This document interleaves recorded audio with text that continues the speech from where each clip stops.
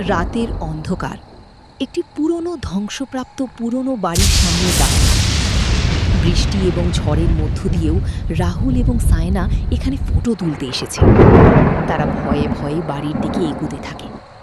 প্রচুর বৃষ্টি হচ্ছে এবং ঝিঝি পোকার ডাক। ভয়ে ভয়ে রাহুল বলে, আমি তো বলেছিলাম আরাজি এভাবে বাইরে আসবে না। এই বাড়ি সত্যি অনেক দিনের পরেও কেমন যেন ভীতিকর। আমার তো ভিতরে যেতে অনেক ভয় করছে। যদি কোনো বিপদ হয়। কিন্তু আমরা শুধু ছবি তুলতে এসেছি রাহুল, ভূত দেখার জন্য না।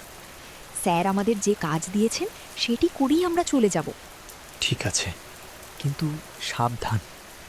জানি না কেন মনে হচ্ছে কেউ আমাদের দিকে তাকাচ্ছে আর আমাদের ভিতরে যেতে বাধা দিচ্ছে। এই বাড়ির ভিতরে যাওয়া কি ঠিক হবে? এই বলেই তারা ভয়ে ভয়ে বাড়ির দিকে এগোতে থাকে। কেউ যেন তাদের বাড়ির ভিতরে যেয়ে বাধা দিচ্ছে। চারিদিকে শুধু বৃষ্টি আর ঝড় থামছেই না। তারা যত এগোয় ঝড় বৃষ্টি যেন আরও বাড়তে থাকে।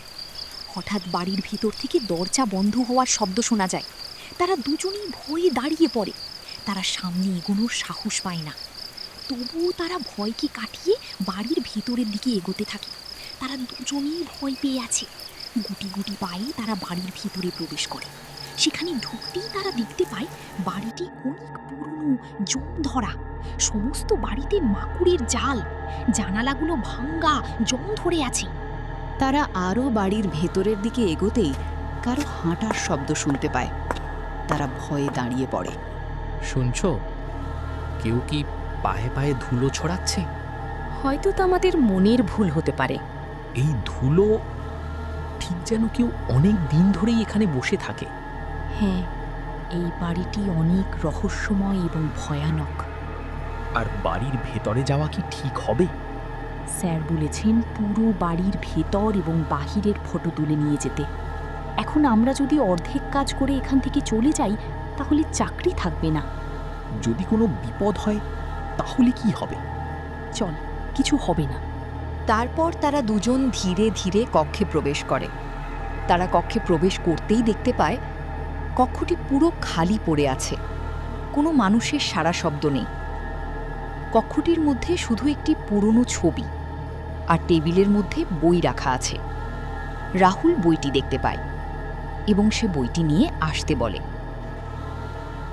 এই দেখ, ওখানে একটি বই রাখা, এটি নিয়ে আয় তো। সায়না আস্তে আস্তে বইটি আনতে যায়। যত সে বইয়ের দিকে এগোয় ততই যেন সে বাধার সম্মুখীন হয়। সে বইটি হাতে নিতেই হাওয়া বইতে শুরু করে। তাকে যেন বারবার বাধা দিচ্ছে যাতে সে বইটি না পড়ে। কেউ যেন বলছে এখান থেকে চলে যাও। সায়না ভয়ে ভয়ে বইটি নিয়ে আসে। সে বইটি পড়তে শুরু করে। বইয়ে লেখা আছে, অনেক বছর আগে এখানে একজন বসবাস করত। একদিন সে ঘুমিয়েছিল। রাতের হঠাৎ কিছু ডাকাত এই বাড়িতে আগুন ধরিয়ে দেয়। সেই আগুনের কারণে সেই ঘর থেকে বেরোতে পারেনি এবং সে মারা যায়। কিন্তু তার আত্মা এখনও এখানে আছে। যারা তাকে ভয় পায় তাদের সে মেরে ফেলে। আমি মনে হয় এটা কোনো গল্প নয়, কেউ হয়তো সত্যি আমাদের লক্ষ্য করছে এবং আমাদের সাবধান করছে। আমার অনেক ভয় করছে। আমাদের আর দেরি করা উচিত নয়, এখান থেকে চলে যাওয়া উচিত।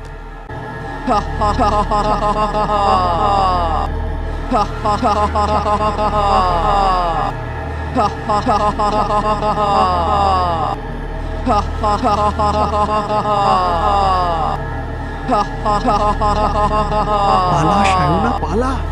এই বলেই তারা দুজন প্রাণের ভয়ে দৌড়াতে শুরু করে। তারা দুজনেই ভয়ে সামনের দিকে দৌড়াতে শুরু করে এবং তাদের পেছন পেছন সেই ভূতটিও তাদের ধাওয়া করতে থাকে। তারা দুজনেই প্রাণপণ দৌড়াচ্ছে। আমি আগেই বলেছিলাম এখানে আসা ঠিক না, তুই আমার কথা শুনলি না। এখন ঝগড়া করার সময় নয়, শুধু দৌড়াতে থাক।